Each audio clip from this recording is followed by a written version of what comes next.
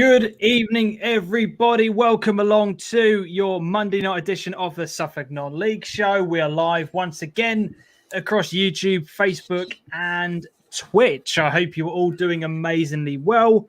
Hope you're all having a fantastic start to your week and that you're settling into your Monday to Friday routines as normal. We are very, very close to football returning, only a couple of weekends away now, and we will be having some friendly matches to talk about. Whether or not we can actually attend them is another matter, but we do have some football to potentially look forward to. But as always, I'm joined once again by my colleague and good friend, Mr. Adam Wade. How are you doing, sir? Very good. Very good indeed. Good to be back on, isn't it? Good to have another Monday come back around. Yes, you blink, and it's here again.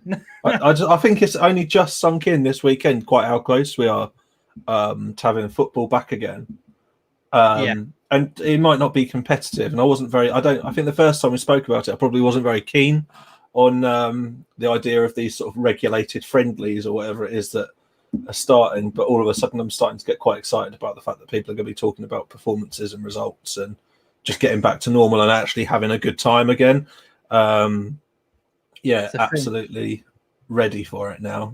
Got to go back to my Sunday evenings of sorting out graphics now. That's the one thing I've always what we've done over the past few months is we've just had for me, I've just purely had the Monday night to get myself all ready and raring to go. Whereas now, if we've got fixtures to talk about, I've got to get another night's preparation in. I'm not sure how I'm going to break that one to the other half. So she's not going to be happy.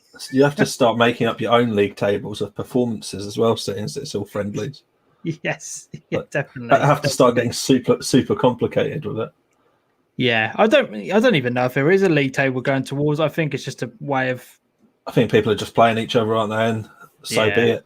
Yeah, there's not much more to it than that, from what I can make out. I know people were touting around the idea of doing mini leagues and stuff, so it's a shame it didn't get off the ground. But I've spoken to a few people, and they're still not too sure what their friendly schedule entails.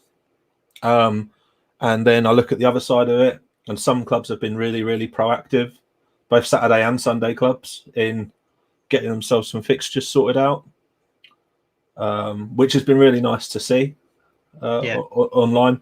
It's just something to get excited about. I'm sure we can all agree. It's just nice to see teams looking for fixtures to book in and advertising that they've got a game.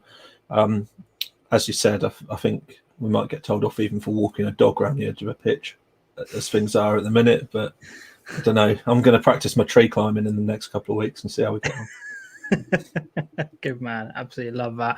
Before we get too far into today's show, as we always do, just a very quick word and a thank you to all of our sponsors for their continued work and effort towards the show. Here we go. A massive thank you to all of our sponsors on the Suffolk Non-League Show: Starling and Lock, Matchday Marketing, GBS, Your Shirts, and Clabber Creative. GBS are a family-run construction company in Ipswich operating nationwide with over 30 years experience, offering fire protection, diamond drilling, commercial building, health and safety, and asbestos removal. Starling & Lock, self-employed electrician in the Stowmarket and Suffolk area since 1989, offering domestic work and certificates for people buying and selling houses.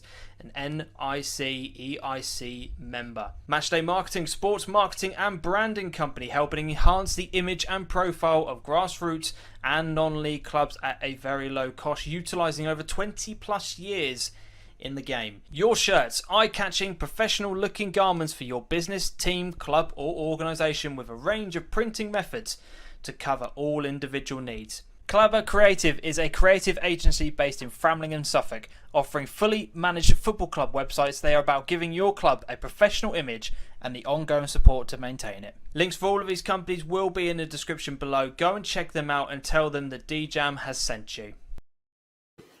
So yes, as we say, just a massive thank you to all of our sponsors. And as always, a massive thank you to all of our Ko-fi members. We have had a recent donation over on Ko-fi, which is absolutely amazing. A massive thank you to Michael Crowfoot for dipping his hand in his pocket and helping towards the costs and just putting a little bit of money and a thank you towards us. So thank you very much, Michael. We really do appreciate that. Love that. Thanks, Michael.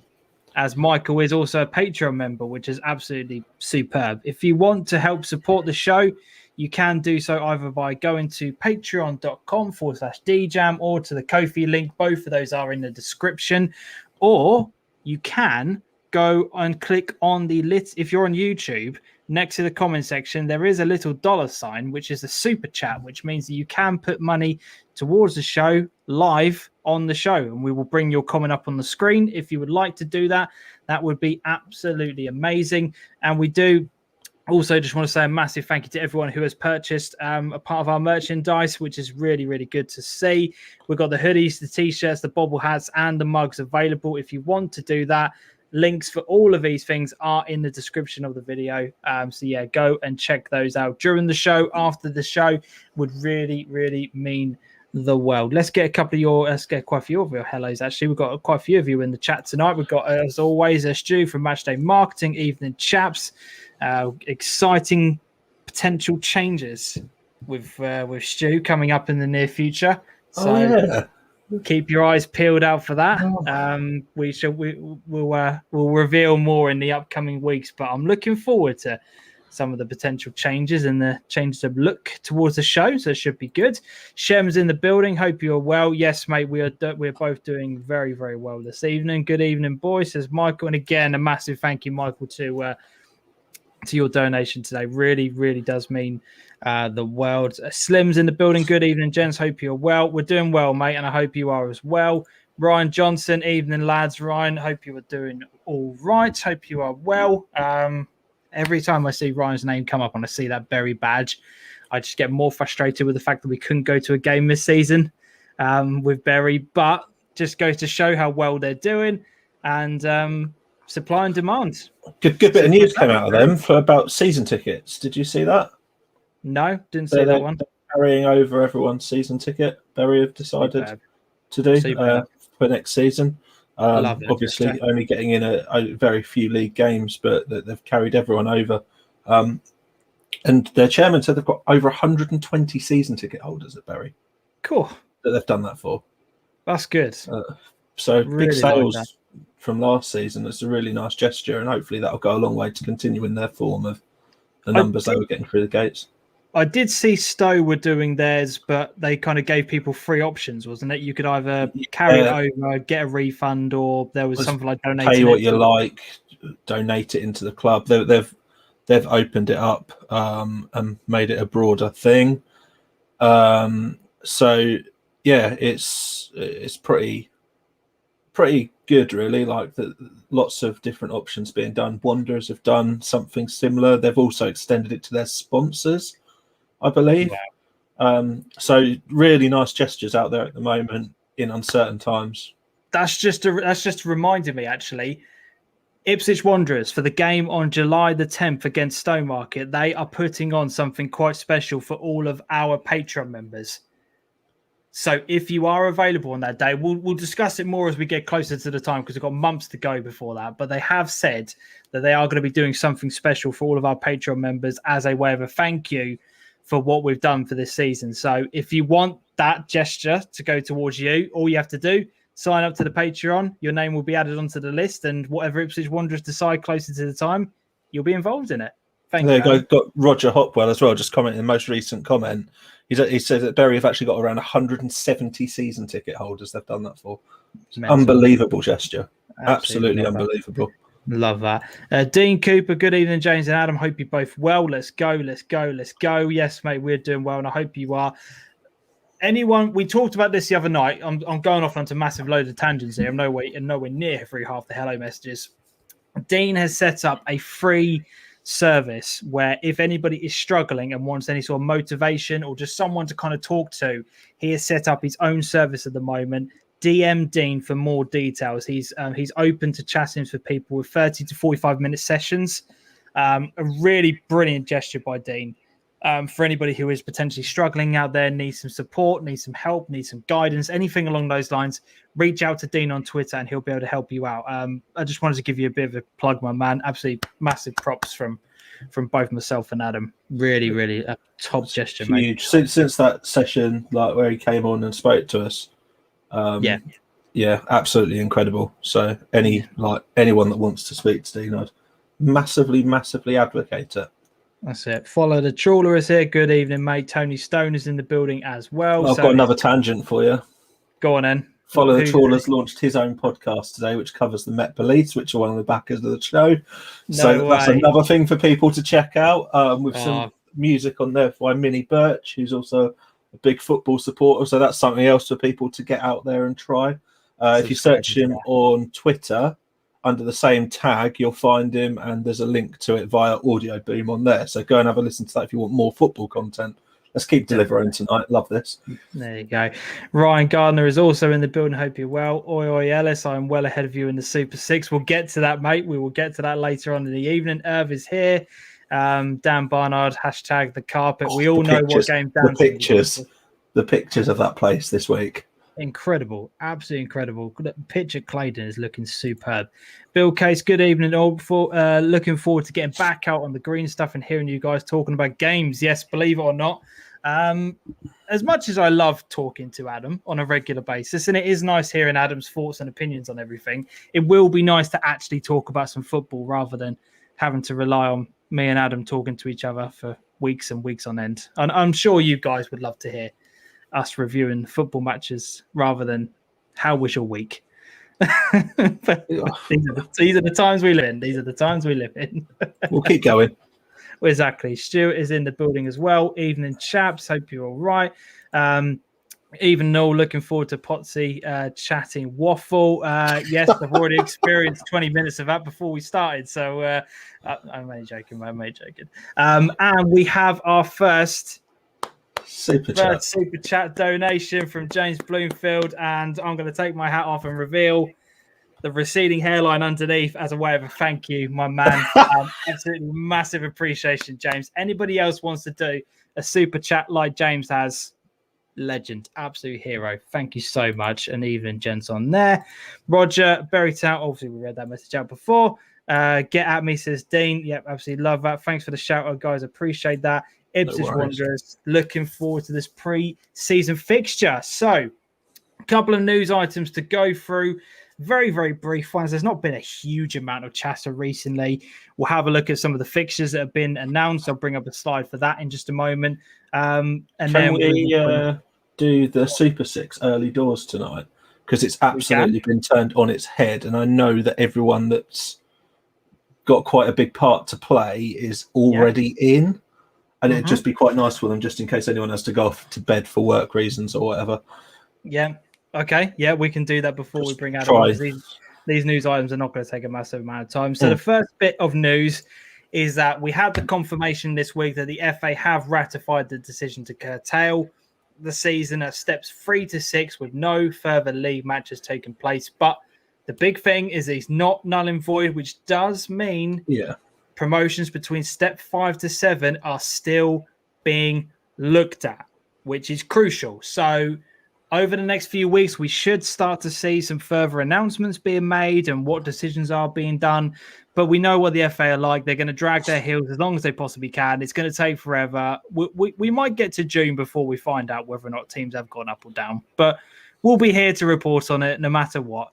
But definitely has been decided on that point. And I have been asked a lot over this week about spectators and whether or not people can come back to games and what the situation is. I thought I'd just put a little slide together. It's very short. No spectators are allowed at grassroots football as part of a step 1 of the government's roadmap, unless for safeguarding purposes, which should be limited to 1 parent or carer per child, only at step 3 of the government's roadmap, which is no earlier than the 17th of May, with a capacity of 1,000 people or half the stadium being full, will be allowed. So at this point in time, the 17th of May is the deadline for when people are allowed to go back to games. I am trying to find out, and I'm hopeful that I can get an answer very soon, because I have been asking people whether or not media are allowed to go along to games, because we've already had a lot of requests for people wanting to cover and record games for pre-seasons in April. But the reality is, if we're not allowed to turn up, I won't go. It's as simple as we, that. we can't get ourselves in trouble by doing it. It's just not worth it. No, I'm not prepared to do it. So don't get us wrong. We actually really want to do it. So if we can find a way of doing it, we will. But we just need to get the right clarification and get things sorted out before we commit. And I don't want to let anybody down either. At the weekend, we had a really nice request from Mulbarton regarding actually going and recording and transmitting their Vars game live. But there's just so many things that we've got to get round to see if it's something that we could do. Whilst I was checking a few things, I saw that Mulbarton of tonight actually announced some friendlies against Furlough None teams, by the way, James, which answers your question from earlier. So Furlough None are moving on some friendlies by the looks of it. Yeah. Big thanks to Dean for this. Do you want to explain a bit about this one, James, as to what happened there? So the Suffolk FA announced that. Do you know what? Actually, just explain it, and I will bring up the tweet from Suffolk FA just so that I can clarify in a bit more detail. I kind of wanted to advocate that because of the difficulty that everyone's had, that if anyone's got anyone in their community that deserves a bit of recognition for what's gone on over the last year, that we got together and popped some nominations down. That was in no means a plea for a nomination, but we've ended up with a few for the show. But what I'd like to do is continue. Massively grateful for the nominations. I'm rather overwhelmed with it, to be honest. But one of the things I'd like to do is just really advocate that if anyone has got anyone in the community or they know anyone through local football that they think deserves recognition, even if you wouldn't normally do it this year, maybe just take a bit of time to do it, because I think it's been a really hard year for people, and people have been grinding work out for their results to go null and void or not actually count towards anything. And this could be a way of those people getting something from it. And there's so many categories. And I know a lot of people in here that have got kids that play. Even like as recently as having Shane on, we're actually talking about kids in football and everything. So there's loads and loads of stuff there that you can all get involved in. So we've got Grassroots Coach of the Year, Grassroots Coach of the Year for youth and adult teams, the Grounds Team of the Year, Grassroots Club of the Year, League of the Year, Volunteer of the Year, Rising Star of the Year, Spirit of Grassroots Football Award, the Grassroots Match Official of the Year, Grassroots Project of the Year, and the Bobby Moore Award. I'm not sure what the Bobby Moore Award is. The Bobby Moore Award is a national award. So anyone that wins the other categories goes forward to a national award to get recognition from the National FA. So there's a huge opportunity for anyone there. One of the categories I think is going to be particularly hard, which will be the Grounds Team of the Year. We haven't seen too much of the grounds. So, I mean, anyone that you can sort of find to get recognition for the hard work they do for no one to have played on it, they're going to absolutely deserve it. So, please just get some nominations in and let's recognise the great people in our community. Dan, I've got some adoption papers ready. So if anyone wants to be my kid for a little while, I'll get those signed over. I don't mind taking a kid every weekend. That's brilliant. Dean just put, you need to be recognised for all that you have done for us. And James Bloomfield, that was worth it just to see, not only for me, but you with your 5 head. Brilliant. Keep doing your stuff, Jens. And as Dean just said, I hope people vote for you all. And look, we didn't promote it for that very reason. It was just because Dean suggested it, and then everyone kind of else jumped on the bandwagon of it. We just thought it'd be a nice gesture to put out there that if anybody's got any donations or any sort of nominations rather that they want to put out there and recognise people for what has been a difficult time for non-league football, now is the year to do it. Now is the most important time, because without volunteers, we can't do what we do. And it's as simple as that. Absolutely as simple as that. Shem has put Benall for Grounds Team. They have giant moles on there. And another super chat donation from Connor Ellis. Absolutely love that. Michael Crofer is the king of no-shows. This is the thing about super chats. If you make a super chat donation, it doesn't matter what you put in the message. I have to read it out.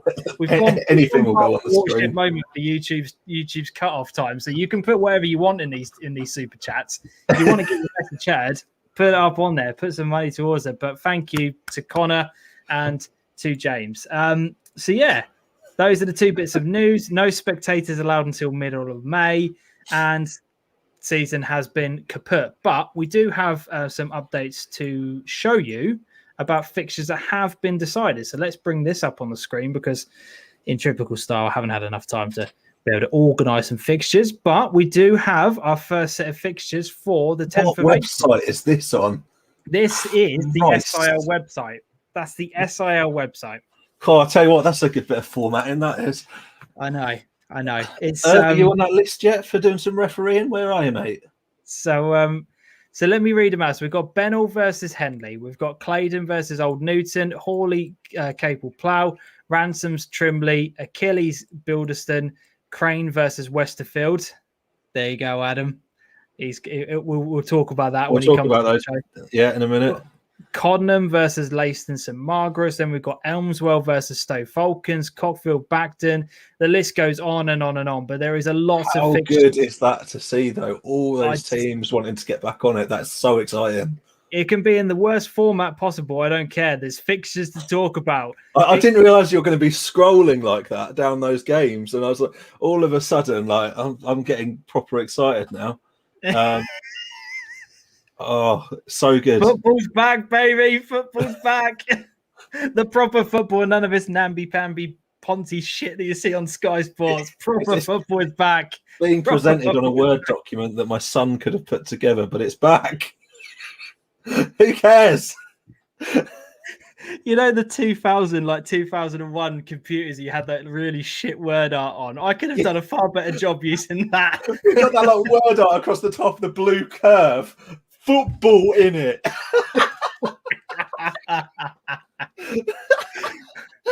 Oh God.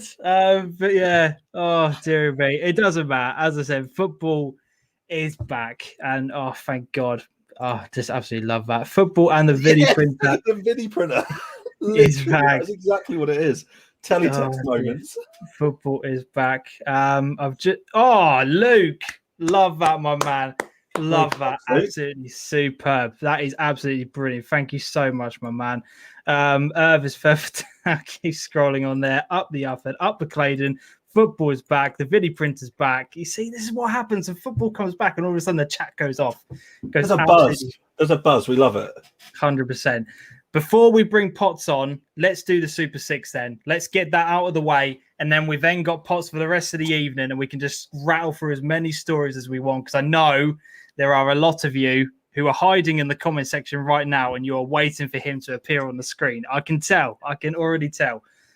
So, Adam, this week, talk to me about the Super Six. What's happened? Shall I bring the graphic up before you start? Yeah. Let's do the monthly one. So we're still carrying on, as we all know, with the non-league football shop who are sponsoring us with a retro non-league shirt to give away every month at the moment, which I'm massively appreciative for. But look at the top of this table. Dan Barnard, make yourself known, my man. Make yourself known. He said earlier on, "Oh, Norwich let me down this week. Banged 8 points out. No one's let you down, mate. Absolutely insane." Dan,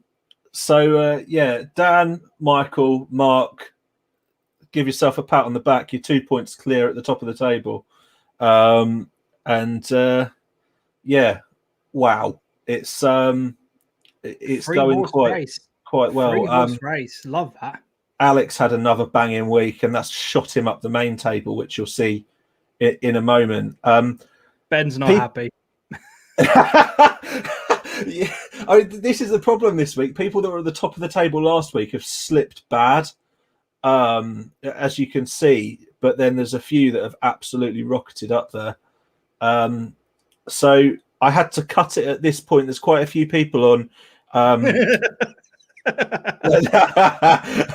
Well, you say it'd still be a one in three spin the wheel, mate. So you've got one more week to make it count. Spreads only got 2 points this week. Ooh. So Spreads has gone to pot. I don't know. I don't know what's happened to him. Oh dear. Oh dear. So I'll be honest, because of the points that people have been frequently getting 8 points, as you can see if you look across the results, it does mean that it's still absolutely wide open. Yeah, because that's the thing. With it being this close as it is at the moment, literally anybody who's even not in this list could have an amazing week and just overtake everyone. Last week it was the Battle of the Bens, wasn't it? Up the top of the table, and Yeah. Ben Durham getting 1 point, Ben Fround getting 2 points. They've just, See, this is the thing. I kind of agree with Ben here because I keep predicting that Ipswich are going to do well. That's my biggest downfall. Is I keep saying I can never predict against Ipswich because then if they win, I'm even more upset with myself. So I keep putting Ipswich are going to win, and then they just mess everything up. Predicting an Ipswich win is a mugs game. I'll be honest. Me to win overall the scenes, I'd be so annoyed if I did end up winning overall. I'll be honest. If Adam wins, we'll give it away. Yeah, I'd get hammered. Fix, you calculate it. Yeah, not doing alphabetical order, Dan. You're going to absolutely be crying next week if you're top of the league with somebody else that's got an A for a first name, mate. Yeah, if Alex suddenly wings it. Yeah. So, like, let's not work out any new ways of organising it right now. But well done to people. Like, decent results, and you, like I say, you've absolutely spun that table over. So yeah, should be good. A proper tense final week. And people are catching up with spreads, which is pretty terrifying. Never like thought I'd see that. Yeah, Alex is making moves. Ben, as I said, didn't do quite as well this week, but spread's only getting 2 points. Alex getting 8. Has like the 100 club is growing rapidly, and people are making moves on him. So all good, all to play for. Your dad remains one place behind you, James. I know that's frighteningly poor from myself. Battle of the Starlings. There we go. I'll just be happy to make into the top 30 now. I've got a lot of making up to do. I really do. Some people have stopped playing recently, like Tommy Smith. He hasn't played for a few weeks, which means that a few of those spots are up for grabs. But it's the top sort of 20 is pretty tight, all things considered. People are moving around a couple of places a week.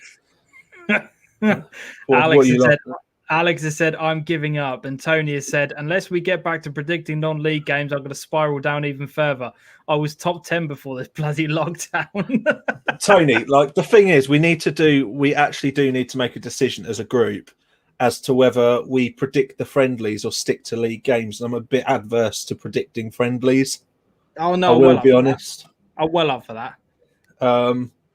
But if that's what people want to do, we can stick the friendlies in.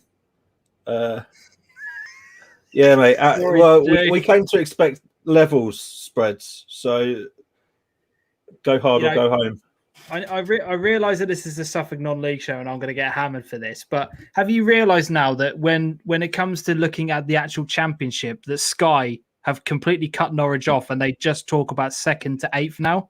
There's no mention of Norwich whatsoever. This is that Norwich and Stu are basically the same thing. He's so far out of head that everyone's just gone, oh, it doesn't matter about him. He's already won it. Well, everyone else is concentrating on the rest of the pack chasing. You see, that's why everyone's going to hate this week because Norwich aren't on it, and Norwich is a lot of people's banker. Oh, Irv has said no friendlies. Interesting. I do agree with him. Yeah, maybe we'll do half and half. We'll have a think. I'll tell you what. We'll put it to a vote on Twitter. There you go. That's the way to solve it. There's a bit of interaction for you as well. Let the people decide. Let the people decide. Spreads. Oh, goodness me. Wow, what's he fit? So was I, Tony. This lockdown is the worst thing yet. I was top 5 before this shit, says Ben Moore. Michael Crover says not friendlies. It's victimization spreads, says Tony. Can we do a Super 7 so we predict how many cards Irv hands out each week? I've got to be honest, like Alex was saying about how he's been doing badly recently. He was as high as 13th and he's now 35th, and he does still do it pretty consistently. So, like, you know, there's worse performers out there, Alex. Brilliant. And let's bring up the final graphic before we get our main man on tonight. If you do want to get involved in next week's, as Adam said, there is no Norwich game, which is going to be making it 10 times harder to predict any good score lines.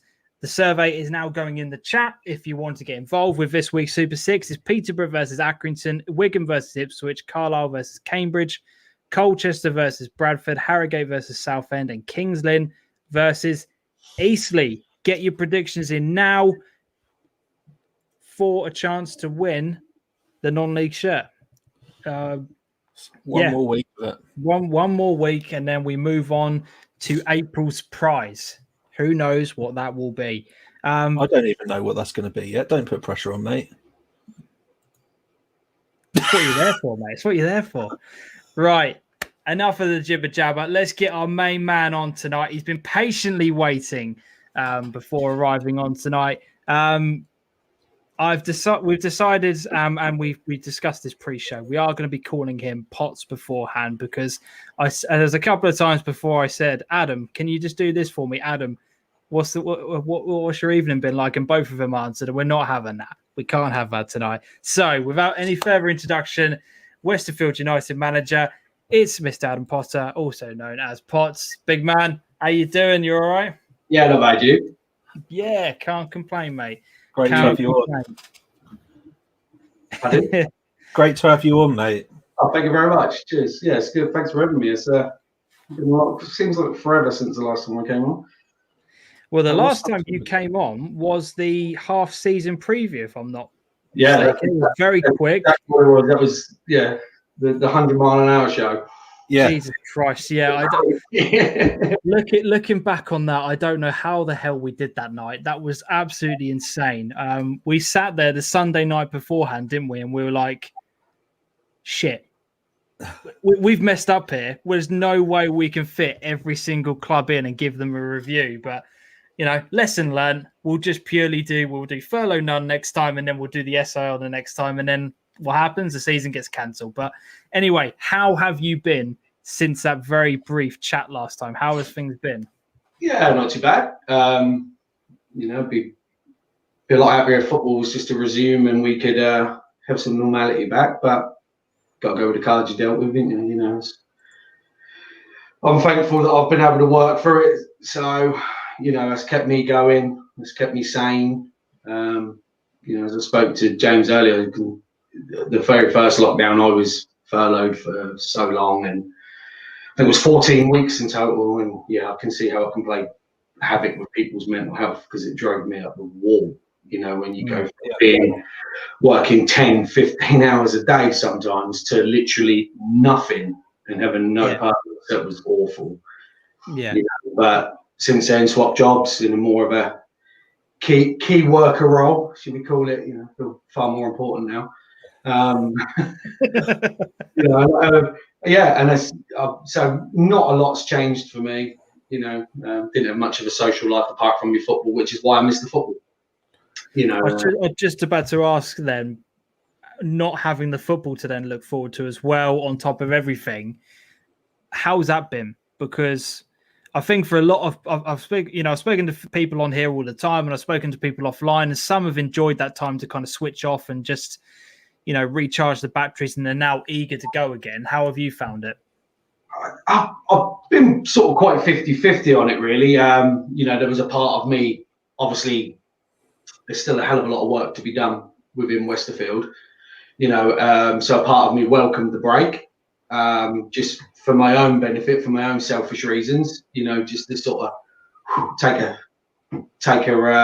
step back for a second, because everything was 100 mile an hour. There's so much that's got to be put towards the club at the moment, and there's a lot of time, a lot of effort to be put in. But then on the other hand, we need that continuality. We need, we're a newly built side.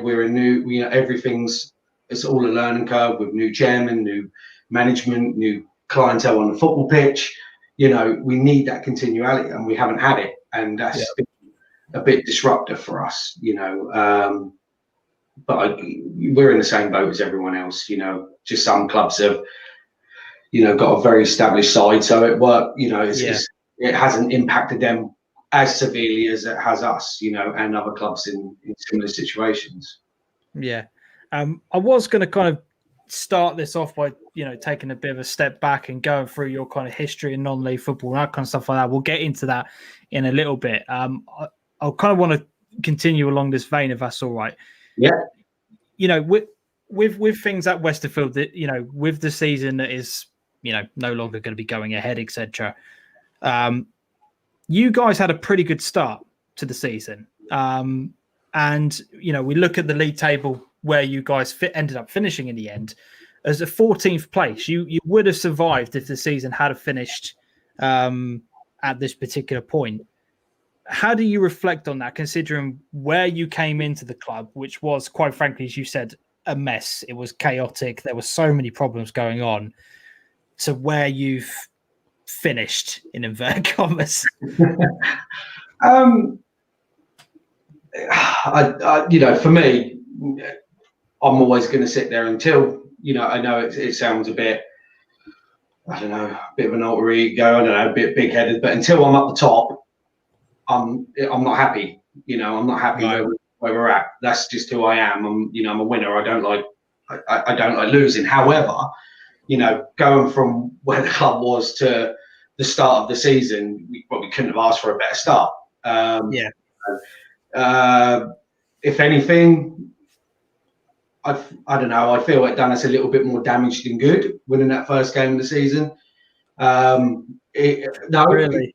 Just all of a sudden there was this massive hype around Westerfield, you know, and the expectation levels went from that to that after one game.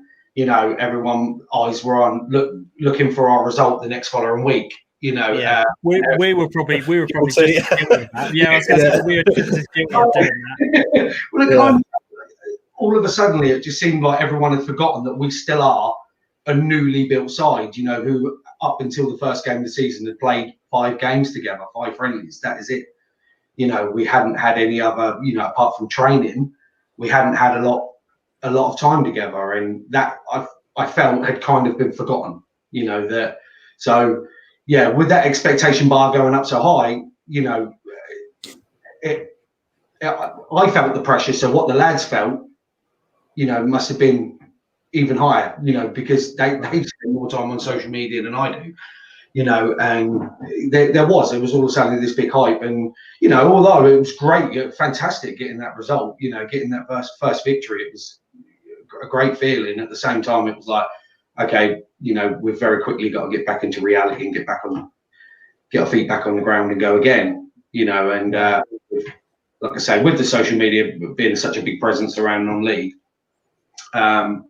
yeah, I think some of the boys certainly did feel the pressure. To talk a bit about the decision making early days going into the club, you just said there about how much of, like, naturally born, like, you want to be winning. That's where you are in your head and stuff. So psychologically going into Westerfield, a bit of a nuts move to begin with, knowing where they were when you went in the door. Like, what was it that drove you on that said, like, that's the challenge for me? Well, one, I love a challenge. You know, I do. You know, I like to feel that I've grafted for something. You know, that's my own personal preference. But do you know, it was more of it was a no-brainer for me. I've played at some, you know, in my playing days, played at some great clubs, you know, but Westerfield just had this.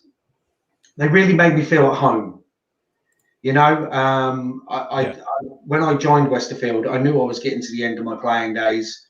You know, I was only getting older, and I just thought I had actually got to the point where I wasn't going to play, and I got convinced by a couple of friends to come over to Westerfield. And yeah, just from the off, literally from the first time meeting Chris, who was chairman at the time, you know, to other committee members, it just made me feel really welcome. And I played the last 4 or 5 years of my time, you know, my playing career there, and so really to see the club that I fell in love with in the street it was a no-brainer for me. You know,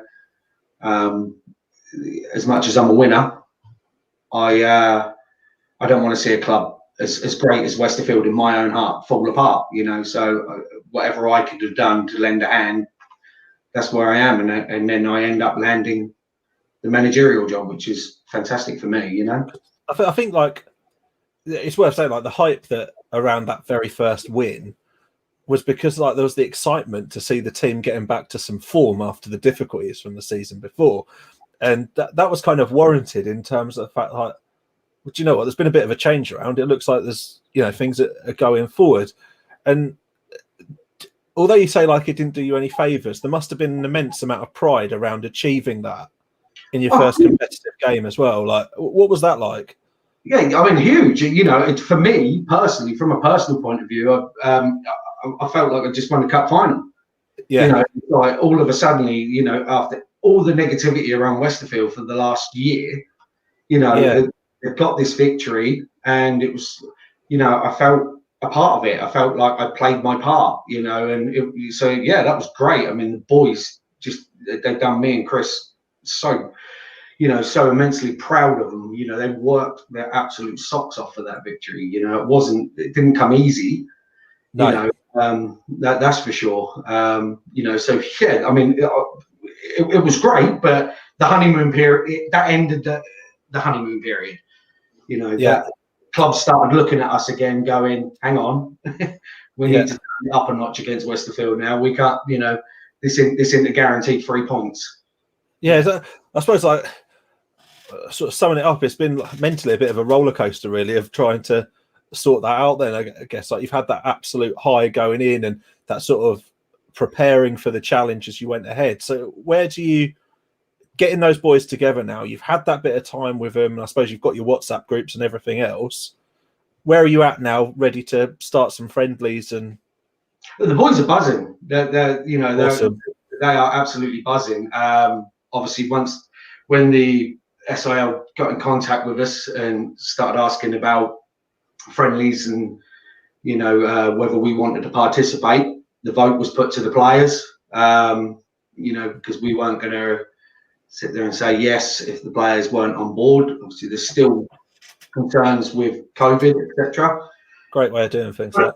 Put it to them, and within half an hour, I think, of putting that message out, we got our answer. Everyone was just buzzing. That was just, can't wait, thumbs up. Just everyone was on board. Anyone that's expressed any other feeling bar, sweet, football's back. Love that. Stuart said, great club, Westerfield. Very lucky to have managed them for 6 seasons. A huge credit to Potsy. Easy to take over a club at the top. It's not so easy when the club is struggling with no players. Jamie obviously put earlier on, Westerfield United FC, a very special football club. Dean asked earlier on, going forward, how do you see Westerfield going forward, remaining in the division or taking a relegation, building strengthen? Also, when is Big Phil's next quiz night? Well, we'll answer that last one first. I mean, the quiz night. I know Phil's desperate to get one going again. He loves his quiz night. You guys need to come along to one. They're brilliant. They're good fun. For that. Who doesn't love a quiz night? I'm well up for that. Yeah, definitely. We'll once we can all get together again. So I know he's buzzing to get one of them going again. Only time will tell when we can have one. General knowledge of an earthworm, mate. So you're in safe hands inviting me. I'll tell you what, we'll sit on the same table. We'll get on fire. Regarding the taking, I mean, obviously we got offered this, last time round with the whole null and void. For me, it was a no-brainer. But again, that's just for my own selfish reasons. I want to be at the top, playing or whatever I am involved at the highest level I possibly can, and someone came along, gave us an extra life, who wouldn't take it? Plus, as we talked about numerous times last season, once you're in Division 1 of the SIL, it is bloody hard to get out of it. Out of that division, it is not easy. You don't just rock up and storm teams over. Absolutely. I mean, I think people don't appreciate just, it very much is a Premier League Championship kind of kind of thing, where the Championship can be a lot tougher division to get out of than winning the Premier League. That's the person we've had on actually though that's been able to express that as well. We haven't really had the conversation with many people yet in terms of where they felt with that. So was it like, how did it, when you get into the situation of another null and void season, did you for any moment think, do you know what, if we do go down next season, it will give us a chance to really mould this and then really go for it? Was there any thought of that whatsoever? Only if he could have made the decision for us. Right, yeah. Simple as. I mean, what I will say is obviously this wasn't a decision that I made on my own. Of course not. There was many meetings with the committee. Some expressed their feelings of staying in the senior division. Some wanted us, to go down and to take that relegation. Once the ones who wanted to stay in the senior, once we put our argument across, we managed to sort of get them to see the light. That at the end of the day, we give it a go. If we get relegated next season, then we get relegated. We lost nothing. That's right. It's just one season. Rome wasn't built in a day. We know this. But now, I mean, at the end of the day, we'll always strive to play at the highest that we possibly can. That's where we are at as a club, and I think most are on board with that. I think it's also a very human response in terms of like, if you get given a token to have another pop at it, why not? If you want to be playing at the highest possible level, why wouldn't you take it? I think, there's no hiding behind that. No, I don't think so. That's the way I'm very old school. It's the way I brought up. Always wanted to play at the top of my game. Wasn't interested in where my mates were playing in the lower leagues, or wasn't interested in this and that. I just wanted to be at the top, and I'm not prepared to change my look at things because I'm now a manager. I'm still going to have the same attitude, the same goals, the same drive. Can I pick up on something there, Jane? I'll just ask another question before I hand back to you. Do you think teams in SIL across the divisions are now starting to benefit from the fact that players aren't necessarily wanting to play at the very highest level they can, and there's becoming a bit more family importance and a bit more importance about being around your mates and actually having a good time with your friends? Because you're obviously built in this way that you want to go as high as you can, and you've said that through management, that was through your playing days as well. Do you think personally there's a transition being made with players where they want to play with that core group of friends and be as successful with their friends as they possibly can be, which changes boundaries a bit? I think it's, things have 100% gone that way. We've seen it. You've only got to look at some of the sides down in Division 2 and Division 3. Some of the players have got just absolutely phenomenal. They should be playing, some of them I would argue, well, not argue, they have. They should be playing furlough none. But yet they're sitting in Division 2 and Division 3 because they're with their mates, and that's fine. I don't ever sit there and go, I don't think anyone's an idiot for doing that. No, it's just my opinion, and my opinion is, why would you not? Your playing days are short. Why would you not want to play at the highest level you possibly can for as long as you can? And enjoy success that way. But again, that's just my opinion. It doesn't mean it's right.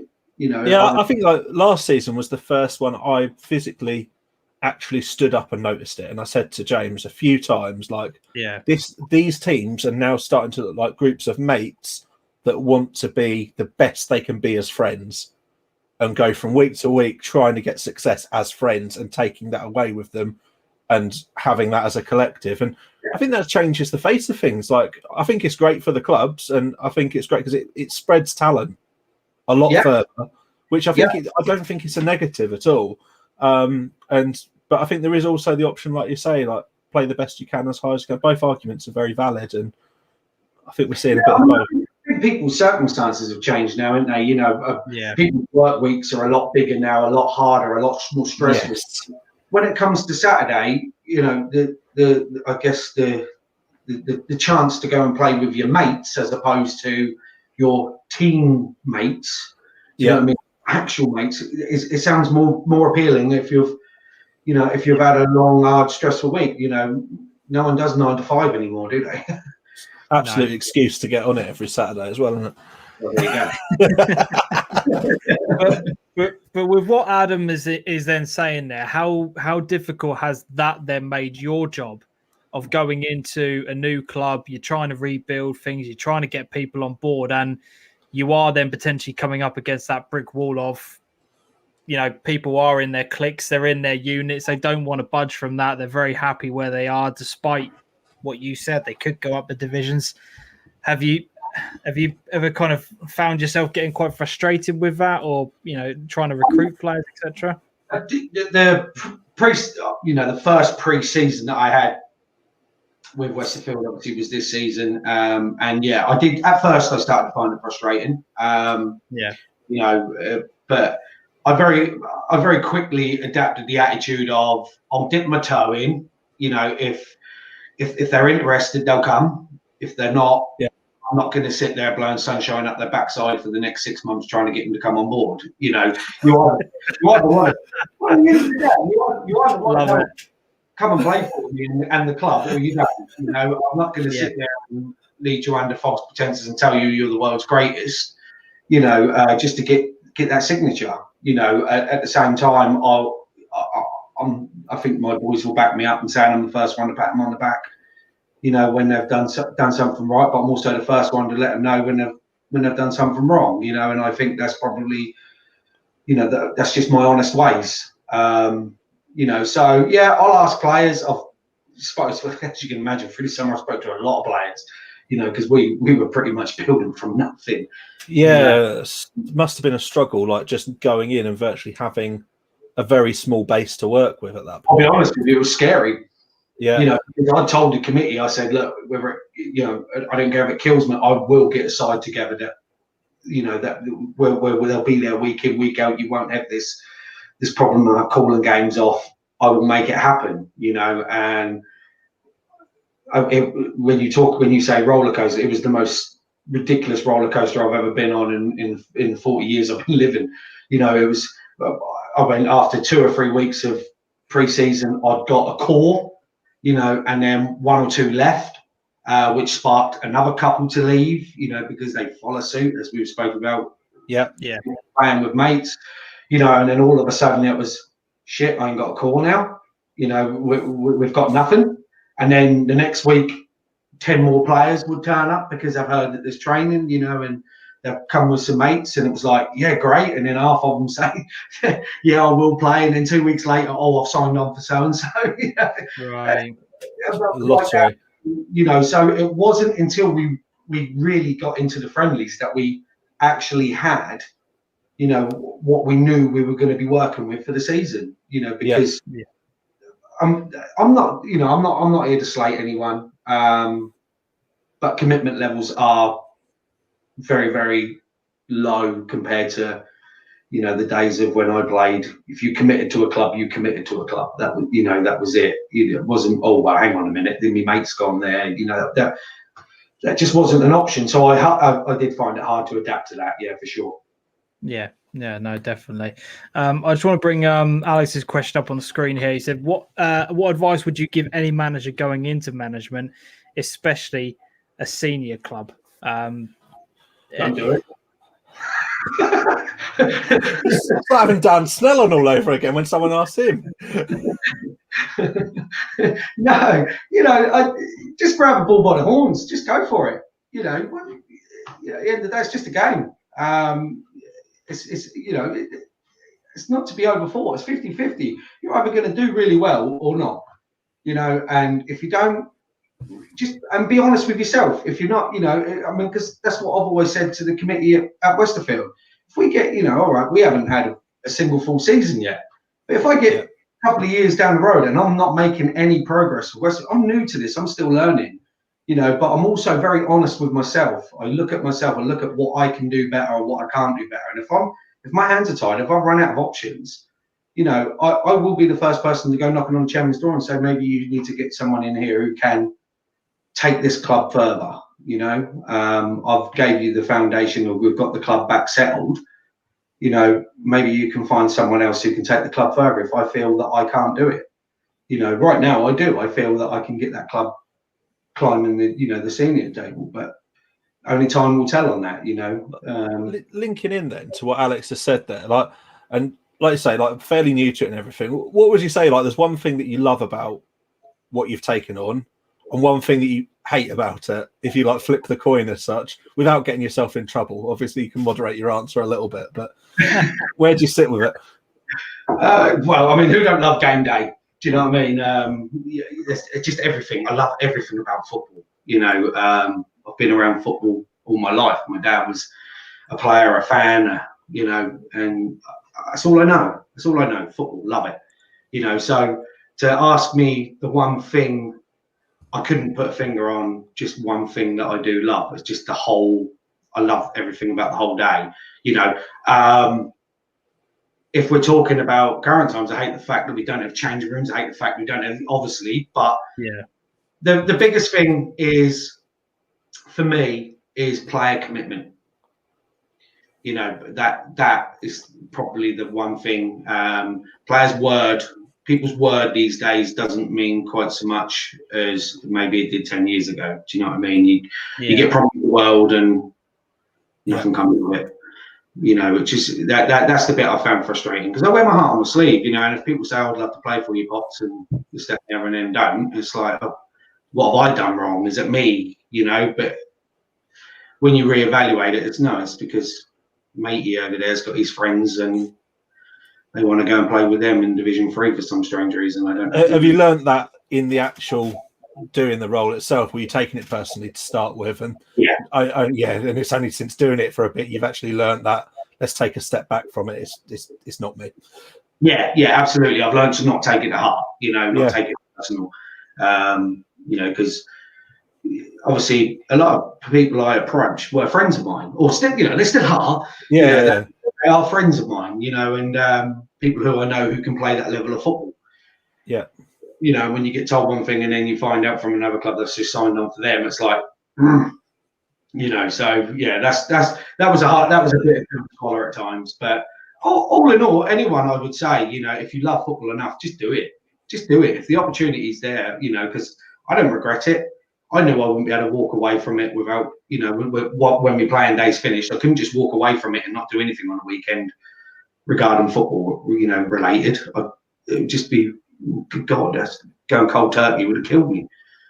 Yeah, I might keep that question going forward as a bit of a habit now, James, and ask people what they love and what they hate about their current job. Nice, like it.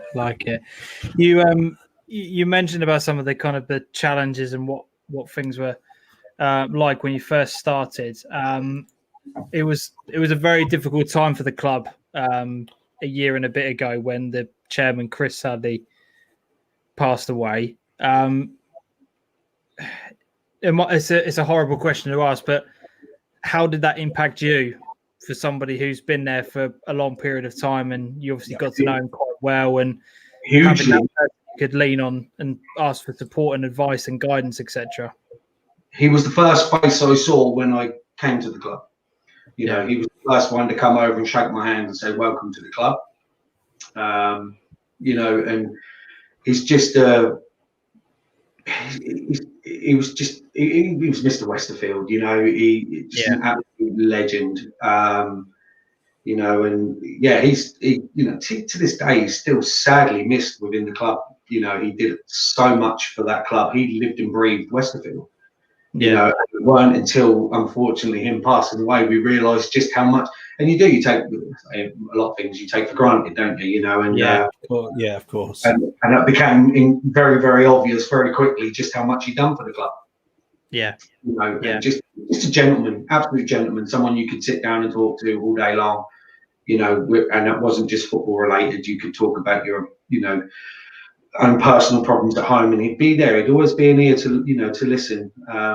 It had a massive impact on me, but again, it gave me more drive because he was Mr. Westerfield, and he would be turning in his grave if he saw that club fold, you know, and disappear into nothing.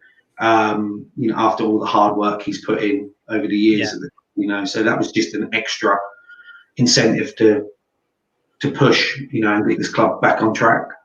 Yeah, because we obviously had Peter on from you know, from the Furlough None last week who mentioned about the difficulties of, you know, of getting those people on the committees, on the board who do those kind of jobs day in, day out. And you just mentioned it there, the amount of jobs that he would just pick up and do. And it kind of snowballs, doesn't it? Like I said, it must have been incredibly difficult for everyone else at the clubs to pick up the pieces, really. That's exactly what I was going to ask. Is that, like you've said, that how important it is that club keeps running in his memory, if nothing else. Like it'd been devastated if anything would have happened. As a club, who's stepped forward and who's really helped fill those shoes to the best extent possible and keep things going? How's that gone? Because you don't hear about that. You don't hear those transitions. No, Phil's obviously Phil's our chairman now. Doing a fantastic job. Can't fault him at all. He has a different angle on things maybe sometimes than what Kush would.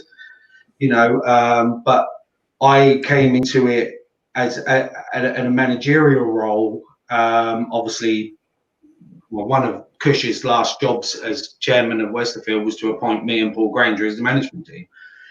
And then shortly after he passed away. So I didn't get much of a taster of him as a chairman whilst being a manager. He was a chairman as a player, so didn't have probably as much interaction with him as a player as you would a manager. But Phil is, very 100% filling his boots. That's for sure. And he's on the same page as me. He wants to keep this club going for Kush for many reasons. Westerfield's been around for a long, long time. And again, you keep hearing these clubs disappearing, and it'd just be a shame, whether it be Westerfield, Cranes, Ufford, whoever. It's just a shame to see another club disappear into the background and be no more. It's got, you've got to draw a line somewhere and say, no, let's make it. Let's change the fortunes. Let's make it happen. Let's keep these clubs going. Yeah, definitely. Love that. Bill, Kush was a gentleman who was well respected. Stu said, fantastic chairman was Kush. He was so very much missed. Dean, Kush was a great man. And we've had Chris, who's commented on yourself, actually. Fantastic effort rebuilding the Swans. I love working with Potts and can't wait for next season. We had, there's a couple of questions that have been flying in the comment section. Let me just read through a couple on here. Ipswich 1 has put, does being a manager have much of an impact on your mental health? Yeah, but on more of a positive than a negative. As I've explained, I love the game. I love football. Hate it when it's not about. Hate the season break. Weekends are, boring without football. I have to make more than just work conversations with the missus, and it's tough. That's tough. Making conversation all day on a Saturday is just I'm not used to it. It's not how you've been brought up. We get to about 1 o'clock in the afternoon when I'm usually at football by then, and I look at her and say, "What do we talk about now?"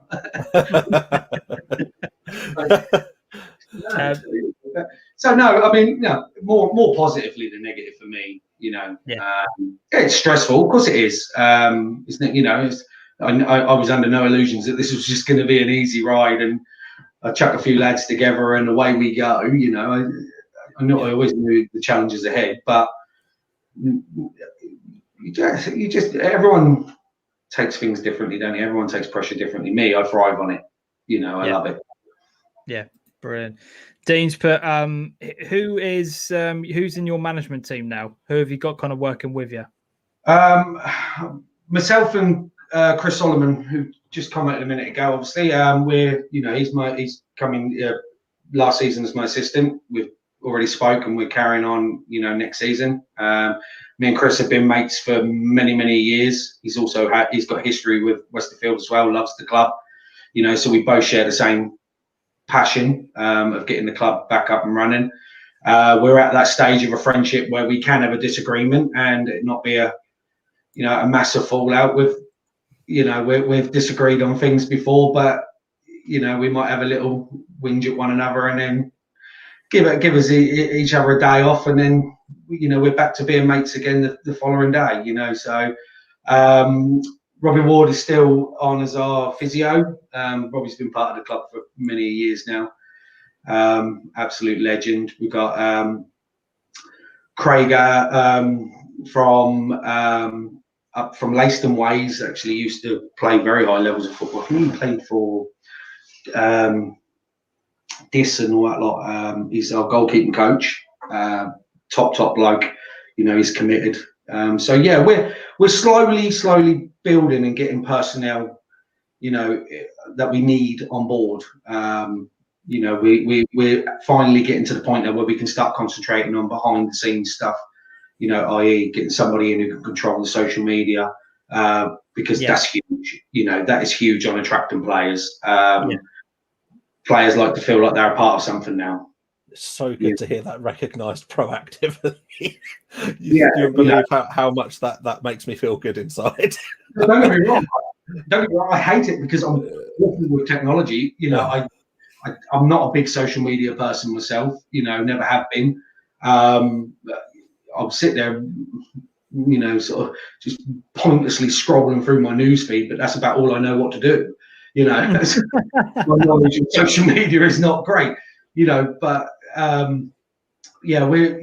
definitely something we're looking into, because I do know that the breed of player coming through now, that the age groups that we need to be looking at playing senior football, they love it. They love social media. They love being like they're a part of something. Yeah. So, but we're getting there. It's still early days. Yeah. I think that in certainly furlough none level, we're probably only a couple of seasons away from a point where you're going to get most teams having film and highlights being put up of every single match they play. And I think that it'll filter down from that level because it's not cheap. I was absolutely amazed to see Sporting already have a VO camera in place, and through the games that were played last season, they were progressively using it more and more to put stuff on social media. And I think that's the first example of those things starting to filter down and starting to be used at lower levels. And those will be used, and that's the kind of stuff that will pull people in. The teams that want to do that stuff early doors will benefit, I honestly believe, from better player recruitment, because players then get to show their skills to who else on the internet, and they love it. They love it. It doesn't take much, and you'll get one tweet that will go viral or whatever because someone does something silly, and it's a bit of a badge of honor, isn't it? Mm-hmm. There you go. As Stu said, give him a shout. One of our sponsors. I was going to say he's a maestro at it, so he'll sort you out. He'll sort you out. What he can't do on Microsoft Paint isn't worth knowing. We had some questions earlier on before we kind of kick-started everything. So I've got Ben Moore. He says, team you support and why? Ipswich, and I don't know why. Best example you could give. Paul Granger's ask him about the offside kebab. What's this about? Oh dear. There's a head there. Yeah. Well, since this story, I'm going to add, I've lost a bit of weight. All right, but there was a game. I think it was at Hawley. And unfortunately, it was another game. Me and Paul hadn't long been in charge at Westerfield. We hadn't, had much impact on getting clientele on board. The squad was a bit thin, pardon the pun, but I weren't. I donned the number 10 shirt. The flag went up on me, and I screamed at the lino, said, "You're talking out of your backside." And Paul shouted, "You was Potts, your belly was offside." Or last night's kebab was offside. And that's kind of how that one stuck. And I got a lot of grief over that. I got a lot of grief.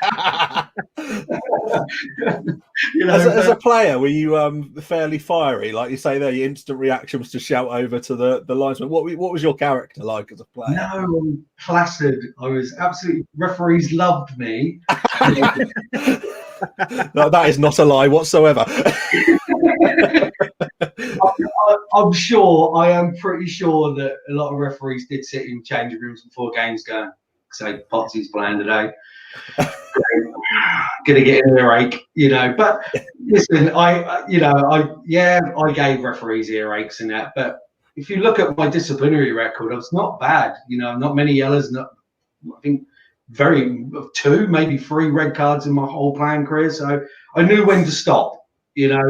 Once the referee said, "Look, you're getting booked. If you carry on," that's when I stopped, because I didn't want to have to go home and explain to the missus that I've been fined again. you know, and I think it in the year out. So, Ben has asked on here, have you ever played Sunday football? And if so, have you got any stories from it? yeah, I used to play Sundays all the time. Unfortunately, not many stories. Most of it was a blur, getting up early on a Sunday morning after a Saturday night out. I loved my Saturday nights out, very much so. And I don't remember too much about Sunday mornings. All I knew is that most managers said they would start me any time of the week on a Sunday if I'd been out drinking the night before. I always played better if I'd been out drinking the night before. If I had an early night, then a good chance I was on the bench. Yeah. Don't quite know how that works, but it did. So basically, they'd take a whiff of you as you walked in. If you reeked of alcohol, yep, he's starting. Get him in. He's good. Yeah, I just think it was more the case of, all jokes aside, I think it was just more the case that I was more relaxed. I wasn't up. I wasn't before, the evening before, sitting there thinking about the game and overthinking things. It was just, all I was thinking is, shit, how am I getting through this 90 minutes? Do you know what I mean? And how many times have I got to run off the pitch to the nearby tree and hug it and throw up? That more my concern on a Sunday morning. Sundays were never taken seriously for me. Who did you play for on Sundays? They're still about or not? I don't know if they're still going, actually. The main club I played for was Ambassadors. A friend of mine, he ran it. Friend Keith, he being a postie, I think Irv will probably know Keith. I went and played for him for quite some time. I did several years playing for him, but then when I got more into playing Regions, it was Regions football back then. It was just too demanding to play Sundays as well. So I gave it up, which I actually hated. Although I was playing Regions football and it was great, do you know what I mean? At the same time, loved my Sunday morning football. Just loved it. It was just, it was just because that was my time to get with the lads, to get with my mates. Yeah. Which is where a lot of people are now doing it on a Saturday afternoon.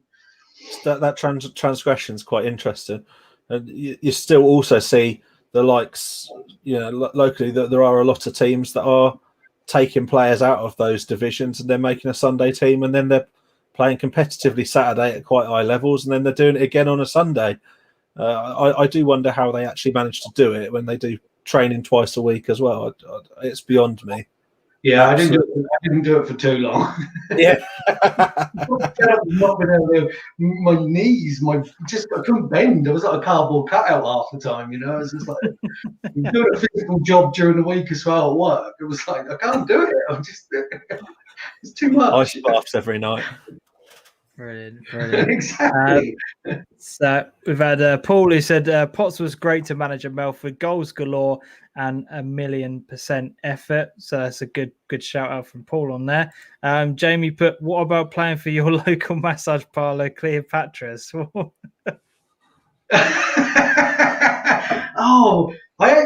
can't remember the name of the side now, but yeah, they were sponsored by Cleopatra's. And we had pink and black striped kit. It was amazing. Did it come with like novelty numbering as well? Did someone get to wear the 69 shirt?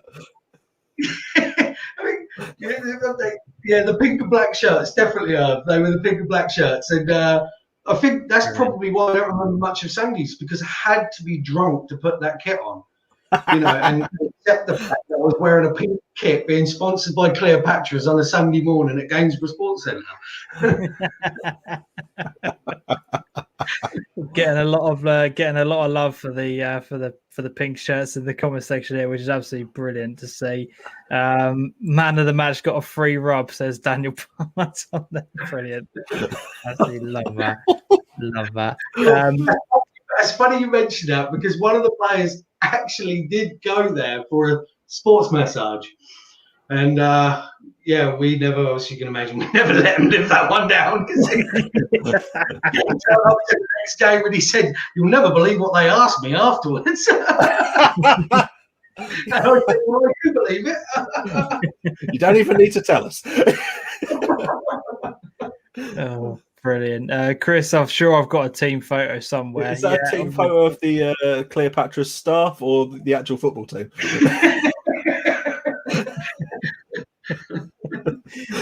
Brilliant. Love Which that. squad are we talking about here? Oh, fantastic. Going along those sort of lines, very similar. You've seen the question on Twitter, but Paul Granger posted during the week. I'd like to ask how much he enjoyed a good DC. Now, explain to people what a DC is for those who don't know.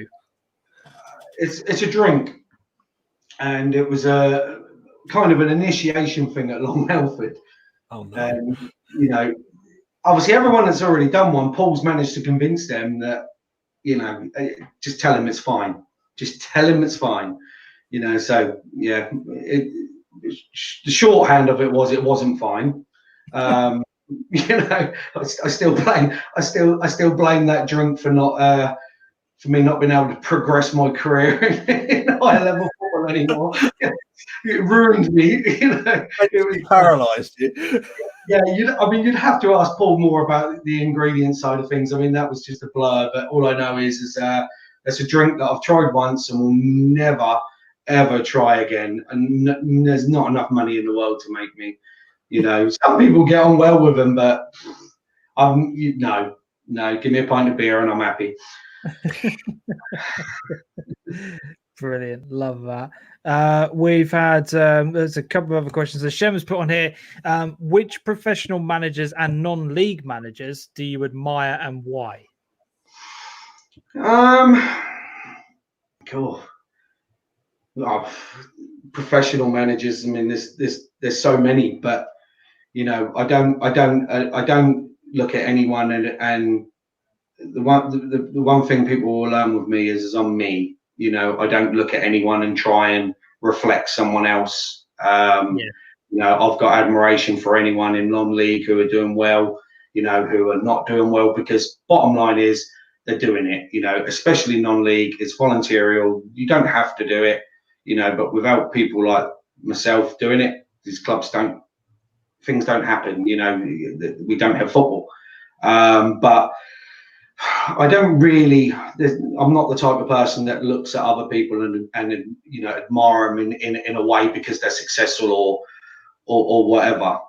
So no, I can't really put any names out there that I could say, yeah, that's the one. You know, just me. You know, I'll tackle things the way I feel I need to, and that's that really. You know, I'm not always going to get it right. I've got a lot wrong the last season and a bit, or the last 2 bits of a season, should I say? You know, but I'm the first one to put my hands up when I do get it wrong. You know, and I think that's you just focus on yourself. You know, that's what I try to do. Yeah, love that. We have Dean who said, any new players coming in, and how is the club's website that you won coming along? Well, any new players coming in, I mean, you know, you'll just have to watch this space on that one, won't you? Under the hat. You can tell us tell us off air. That's a pre-prepared answer. That is. We can't finalise nothing yet, obviously. So I'm not going to sit there and start mentioning the names and have other clubs go chasing after him. Do you know what I mean? You know, no, I mean, obviously talks have started with a few players who I'd like to bring in to strengthen our squad.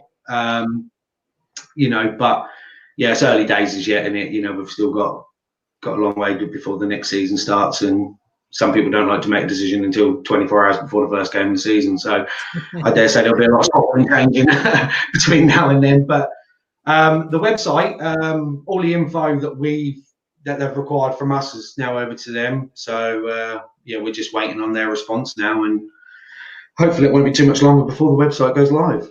Great step towards your plans to get your socials and stuff going, I guess, with that. Exactly. You know, we'd like to get a photographer in and, you know, work the games as well and stuff like that. So, you know, yeah, there's a lot that we, you know, again, it's just so difficult to get things planned because, you know, bless our committee, some of them are dinosaurs, shall we call them? And that's the terminology they use. So I'm not You're allowed to say it. It's fine.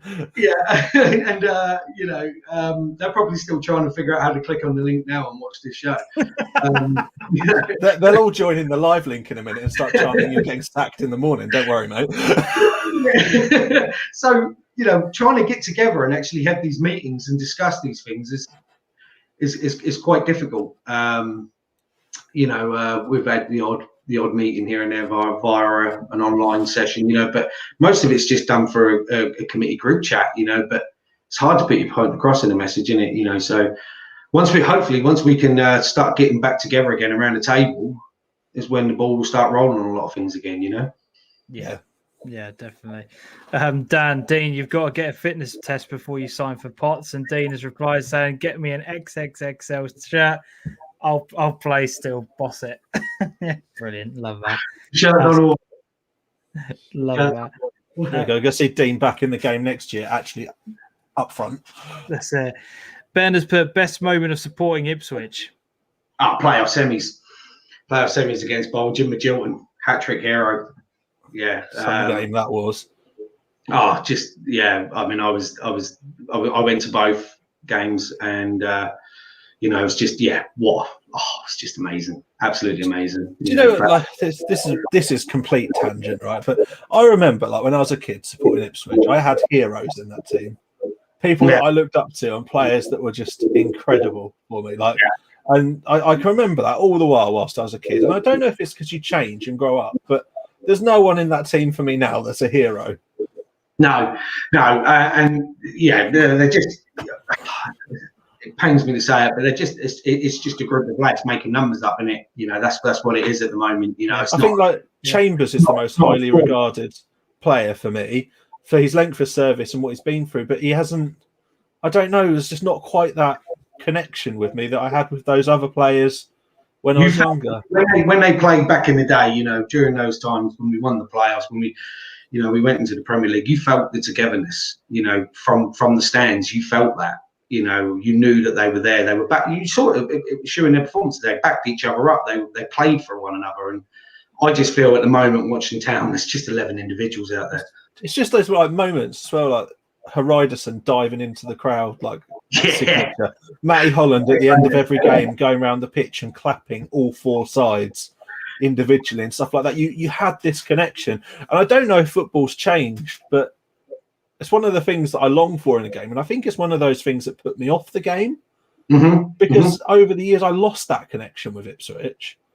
And then you go back to non-league and you get that connection through the personal contact that you can have with everybody that's in it. And like I said, I don't know if it's part of just growing up, and I'm not trying to idolise a player and emulate what they do on the pitch anymore because I couldn't even fit in a shirt, let alone through a tunnel. Like I don't know what it is that's changed, but there's something there that's very different, and why non-league appeals to me so much, really. I think again, watching the Town of old, it felt like a family, and it felt like you were part of that. All right, I suppose it probably doesn't help with not being in the stands and that at the moment. But even so, I wouldn't feel like I was a part of anything watching what goes out there week in, week out at the moment. Do you know what I mean? Yeah. Whereas, during the days of Marcus Stewart's and Haridersons and like it felt like a family, and that's what you get from being around non-league football. Of course, everyone wants to go out and beat everyone. We've all got a job to do, but at the same time, when after the game and that, I've lost count how many times managers have said like, "Let's go." God, I'd love to be able to go and have a beer with you now, Potts, and get to know you and stuff like that. Do you know what I mean? Obviously, we haven't been able to, but it's that family. It's family away from family, isn't it? That clubhouse buzz afterwards. Exactly. That's different. That hits a bit different, I think. Well, we lost an absolutely amazing keeper through the course of the season, in Richard. It's just unbelievable what he could do. He was fantastic for us, and they had so many people commenting when we signed him on, saying you've hands down got the best goalkeeper in that division. And he got in contact with me, and he said, look, I'm not going to continue. And I said, why is that? He said, well, without pubs and stuff like that, he said, I got back into it for the social aspect. He said, me and my wife work ridiculous hours. They're both school teachers. Okay. You know, they both work hard all week. They've got a newborn. And he said, without that social aspect, it's just a game of football. He said, and as much as I love playing the football, he said, I look forward to the bit afterwards. You know, he said, getting together with everyone, reflecting on the game, having a laugh, having a bit of banter, having a beer, and going home. He said, and without that, it just doesn't feel the same. So he decided, and I had no choice but to respect what he was saying. You know, it's what it is. You know, people are in it for all different reasons, aren't they? It's interesting, though, how you've got first-hand experience of how you've got someone that's coming because they want the social aspect. That they want to be at football because they want to be socialising. Yeah. And I've seen comments throughout the lockdown where people have said football isn't about mental health, like making you feel better and everything. But I can't agree with it. No, I don't agree. I'm massive, and I respect everyone's opinion. So if that's the way you feel, I get that you've got your own reasons for that. But that social contact and that ability to go and say hello to 30 odd people that you don't see on a regular basis, or a meeting for the first time, or whatever else, it's really nice. Like that diversity in contact. I think that's the thing. Like, if I was going to put my finger on any one thing, it's the diversity in people that you meet.